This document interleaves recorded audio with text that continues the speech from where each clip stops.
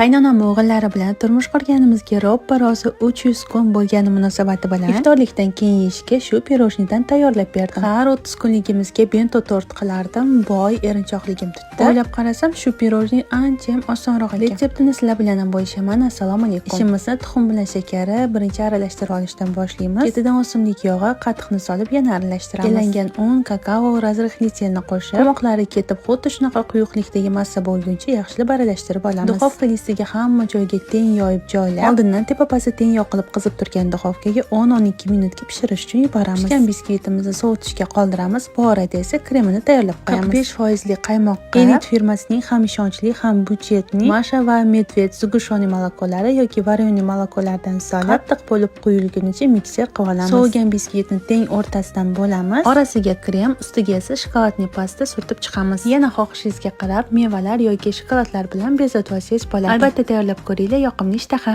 Sizni to'yingizga necha kun bo'lganini ham yozib keting.